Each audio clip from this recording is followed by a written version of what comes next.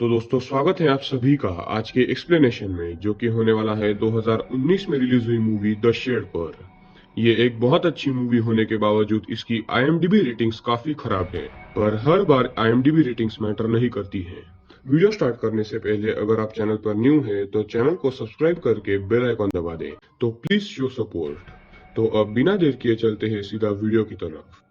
Movie की शुरुआत में हम एक आदमी को देखते हैं जो कि जंगल में किसी पर फायर करता है और उससे डरकर भाग रहा होता है। सुबह होने ही वाली होती है और उस आदमी के पीछे कोई और नहीं एक ड्रैकुला पड़ा होता है जो किसी तरह उस आदमी को पकड़ लेता है और अपने दांत उस आदमी के गले पर लगाकर उसे काट लेता है। और तभी सूरज की किरणें उस ड्रैकुलर पर पड़ती हैं और उस ड्रैकुला की वहीं पर राख बन जाती हैं। दोस्तों वीडियो को एंड तक देखना क्योंकि हम वीडियो की एंड में इस मूवी को डिटेल में समराइज करेंगे, लोगों के बीच के एक कंफ्यूजन को भी दूर करेंगे कि क्या ड्रैकुला और वैम्पायर एक ही होते हैं या अलग अलग। उस ड्रैकुला की राख होते ही वो दूसरा आदमी ड्रैकुलर बन जाता है और उस पर धूप गिरते ही उसके हाथ पर जलन होने लगती है। वो आदमी पेड़ों की छाया में छुप छुप कर भागता हुआ एक घर के पास पहुंचता है और एक कपड़े को अपने ऊपर रखकर भागने लगता है और उस घर के शेड में चला जाता है और उस शेड पर कब्जा कर लेता है। अब ये आदमी कौन था और वो जंगल में क्यों गया, ये सब बातें मैं आपको वीडियो में आगे बताऊंगा। फिर हम स्टैनली नाम के लड़के को देखते हैं जो नींद से उठता है। उसकी मॉम उसे नींद से जगाती है और तीनों यानी स्टैनली और उसके मॉम डैड ब्रेकफास्ट करते वक्त बातें कर रहे होते हैं।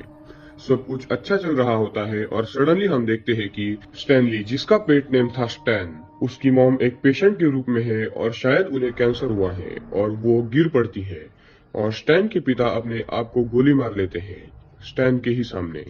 पर असल में स्टैन का ये सपना होता है, पर ये असल में स्टैन के साथ हो चुका था। यानी सच में उसके माता पिता नहीं थे और वो ठीक उसी तरह से मरे थे जैसा स्टैन को सपने में दिखा था। और शायद स्टैन ये सपना हमेशा से देखता होगा उस हादसे के बाद। अब उसके माता पिता गुजरने के बाद वो अपने ग्रैंडपा के साथ रहता था और स्टैन का ग्रैंडपा एक सनकी आदमी था जो कि एक्स मिलिट्री मैन था। उसने स्टैन पर कई रूल्स लगाए हुए थे और वो स्टैन को मारता भी था। स्टैन अपने हाई स्कूल जा रहा होता है तो उसी स्कूल के कुछ अमीर शैतानी करने वाले बच्चे उसे कट मार कर जाते हैं और स्टैन की साइकिल सीधा शेरिफ के कार पर टकराती है और पुलिसमैन भी स्टैन को धमकी दे देता है और उससे रूडली बात करता है। फिर वो स्कूल जाता है जहां वही तीनों अमीर लड़के स्टैन के बेस्ट फ्रेंड डॉमर को परेशान करते हैं और उनके बीच लड़ाई हो जाती है और इस लड़ाई में स्टैन अपने दोस्त का साथ देता है, पर स्कूल का एक टीचर उनकी फाइट रोकता है और डॉमर और स्टैन दोनों स्कूल से निकल जाते हैं।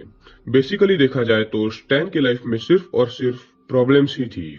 और एक बात तो है दोस्तों, अगर पेरेंट्स का साथ ना हो तो कोई अपना नहीं होता। ये इस बात से साबित होता है।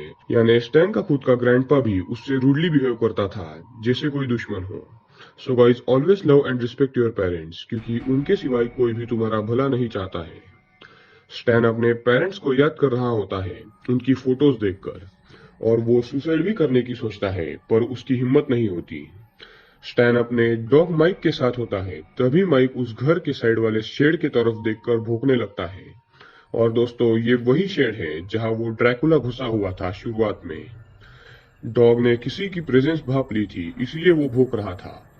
फिर स्टैन उस शेड में जाता है जहां शुरुआत में सब नॉर्मल था, पर उसे एक जगह किसी के दांत और बहुत सारा खून पड़ा हुआ मिलता है और तभी वो ड्रैकुला उस पर हमला कर देता है। पर जैसे तैसे स्टैन शेड से भागकर माइक को शेड में भेजता है, पर एक डॉग किसी ड्रैकुलर का क्या बिगाड़ पाएगा। उल्टा उस ड्रैकुला ने कुत्ते को मार डाला और कुत्ते का कटा सर बाहर फेंक दिया। अब स्टैन डर के मारे घर में भागकर एक नाइफ लेता है तभी स्टैन का दादा वहां आता है।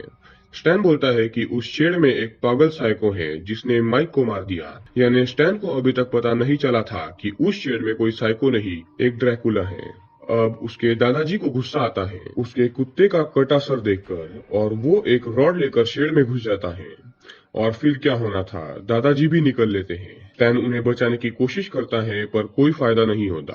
अब स्टैन शेड के दरवाजे को चेन से लॉक कर देता है और दादाजी का खून शेड के दरवाजे के नीचे से बाहर आता है। स्टैन घर में जाकर शेरिफ को फोन लगाता है पर तभी उसकी नजर एक नोटिस पर पड़ती है कि उनके फोन की लाइंस कट कर दी गई है, शायद बिल ना चुकाने की वजह से।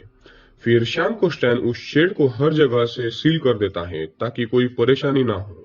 रात को उसे सपना आता है कि उसे घर से आवाजें आ रही है और वो आवाजों का पीछा करते हुए उस शेड की तरफ जाता है और ड्रैकुला उसे पकड़ने की कोशिश करता है, पर वो तो एक सपना था। तो थका हारा स्टैन अपने स्कूल में म्यूजिक सुन रहा होता है। तभी स्टैन की क्रश रॉक्सी वहां आती है। कुछ देर बाद बात करने पर स्टैन को थोड़ी हिम्मत आती है और उस शेड के बारे में वो रॉक्सी को बताने ही वाला होता है कि वहां डॉमर आ जाता है। रॉक्सी वहां से चली जाती है और स्टैन भी डॉमर पर गुस्सा होकर निकल जाता है।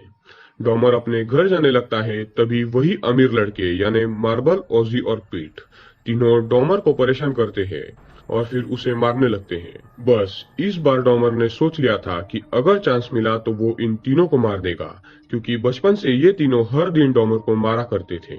स्टैन अपने घर जाता है और वो वहां शेड के पास जाता है और उसे अंदर से वो ड्रैकुलर खींचने की कोशिश करता है। तभी स्टैन उस ड्रैकुलर के हाथ पर का कपड़ा हटाता है और उस ड्रैकुलर का हाथ जलने लगता है और ड्रैकुलर अपना हाथ वापस अंदर ले लेता है। तभी वहां डॉमर आता है और स्टैन सारी बात डॉमर को बताता है, पर डॉमर को उस पर भरोसा नहीं था और विश्वास दिलाने के लिए जैसे ही डॉमर और स्टैन उस शेड के पास जाते हैं, वो ड्रैकुलर फिर से हमला करता है।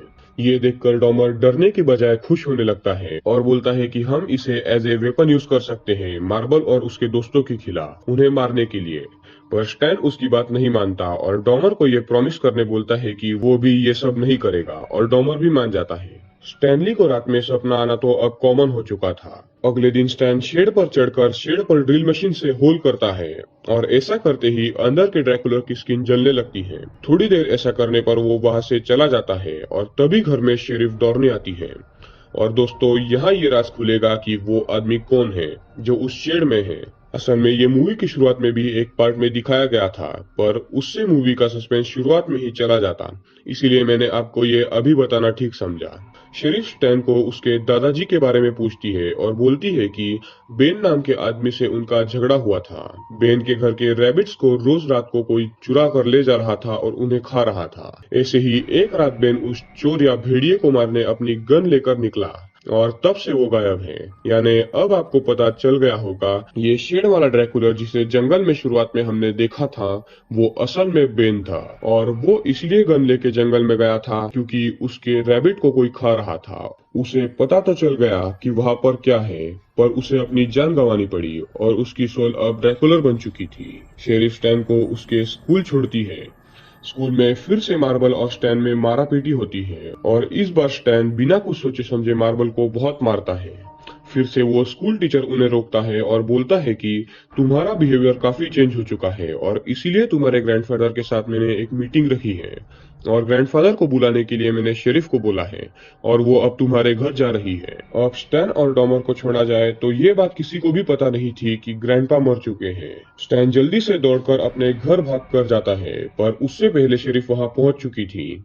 उसे उस शेड के अंदर से कुछ आवाजें आती है और उसे लगता है कि स्टैन ने उसके दादाजी को अंदर बंद करके रखा है या फिर उसके दादाजी ने बेन को अंदर रखा होगा। बेन अंदर तो था, पर इंसानी रूप में नहीं, ड्रैकुलर के रूप में।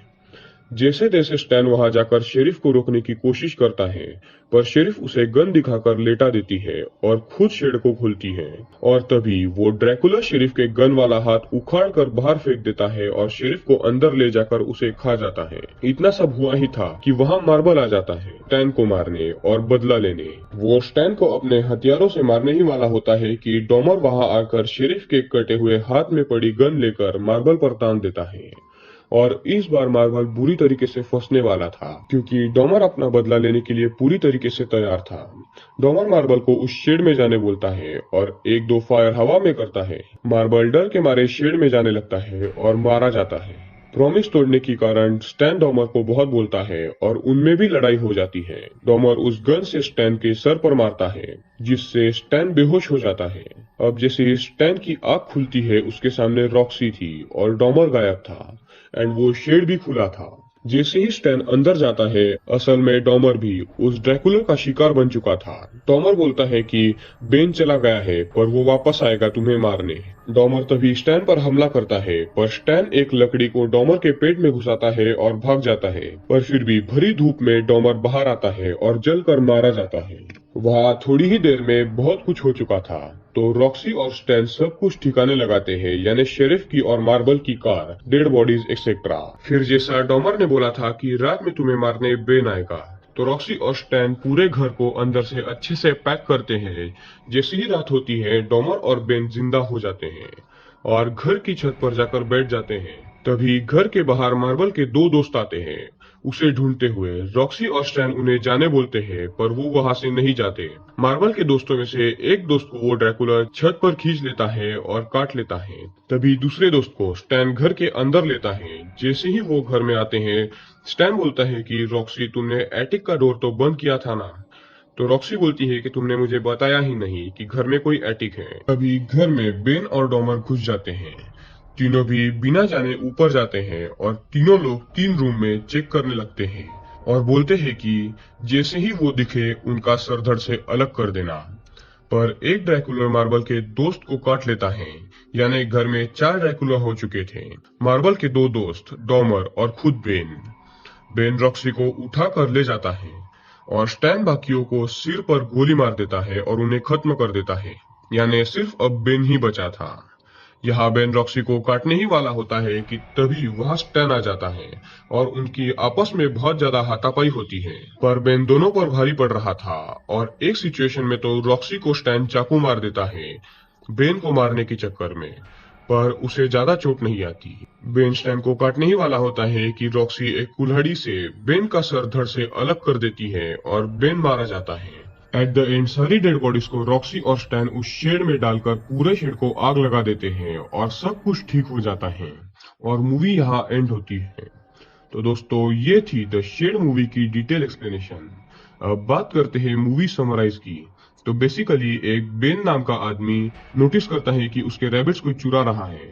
तो एक रात वो उस चोरी करने वाले को पकड़ लेता है, पर वो आदमी एक ड्रैकुला था जो बेन को काट लेता है और धूप की वजह से मर जाता है। बेन भी धूप से बचने के लिए एक ऑर्फन लड़का जिसका नाम था स्टैनली, उसके घर के शेड में घुस जाता है और जो भी वहां आता है उन्हें मार देता है। आपने देखा कि पूरी मूवी में क्या क्या इंसिडेंट्स हुए। स्टैनली यानी स्टैन के माता पिता गुजर चुके थे और उसके ग्रैंडपा को और उसके बेस्ट फ्रेंड डॉमर को भी वो वैम्पायर मार देता है और स्टैन पूरा अकेला हो जाता है।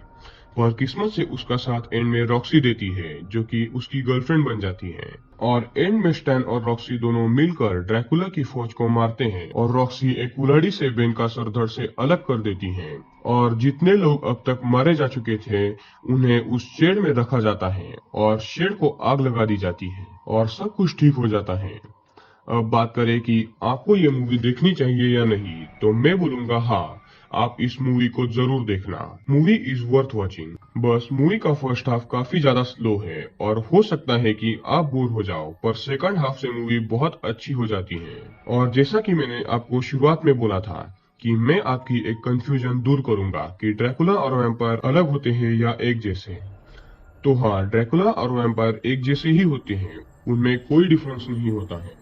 और ये एक ही प्रजाति के दो नाम हैं, वैम्पायर और ड्रैकुला। बात करें इनकी ओरिजिन की, तो वैम्पायर का ओरिजिन यूरोपियन कंट्रीज में हुआ था 17th सेंचुरी में। अब ये सच में होते हैं या नहीं, ये मुझे नहीं पता। आपको क्या लगता है, आप मुझे कमेंट सेक्शन में जरूर बताएं। तो दोस्तों, ये थी द शेड मूवी की डिटेल एक्सप्लेनेशन। आई होप कि आपको ये पसंद आई होगी। तो वीडियो को लाइक करें और चैनल को सब्सक्राइब करके बेल आइकॉन दबा दें। तो मिलते हैं अगली वीडियो में।